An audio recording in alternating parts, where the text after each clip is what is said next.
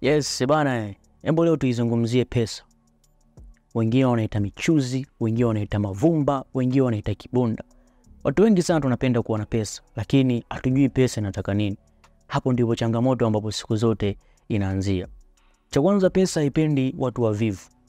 Vijana wengi, watu wengi wanafikiri wanaweza kufanikiwa bila kufanya kazi. Hakunaga kitu kama hiko. Unataka kufanikiwa, unataka kuwa na pesa, make sure unafanya kazi kwa bidii. Kitu kingine ambacho nimekuja kugundua kwamba hauwezi kufanikiwa kuwa na maisha mazuri kwa kutegemea mshahara wako unaolipwa ofisini. Usije ukawaza kwamba utakuja kufanikiwa, utakuja kuwa na maisha mazuri kwa kutegemea huo mshahara wako ambapo unalipa mwisho wa mwezi. Hapana. Watu wengi ambao unaona wamefanikiwa na wanafanya kazi za ofisini na wanalipwa mshahara mwisho wa mwezi na wana maisha mazuri, hawa wengi wameinvest. Wamefungua biashara nyingine zinawaingizia pesa.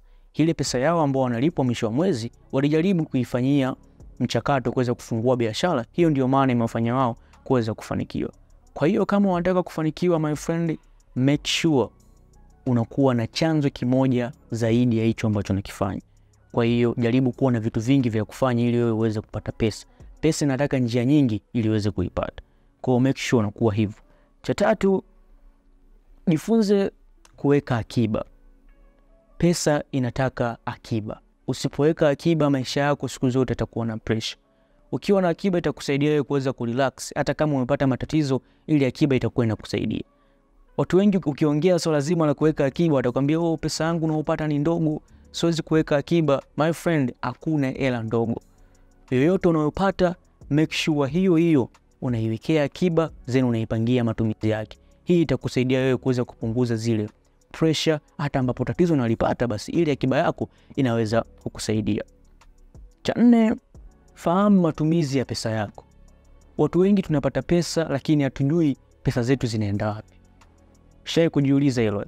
Ukishajua kwamba pesa yako inakuwa wapi, matumizi yako ya pesa, hii itakusaidia wewe kuweza kupanga mipango yako.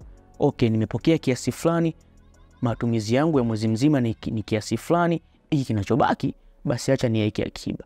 Hii itakusaidia wewe kuweza kutembea kwenye cycle na kuweza kujua kwamba unatumia kiasi fulani na kusaidia wewe kuweza kusolve pesa zako. Kama unataka pesa, kama unataka kuwa na pesa nyingi, make sure unakuwa na mipango sahihi ya matumizi ya pesa zako. That for today, Lifelines Podcast, we talk about life.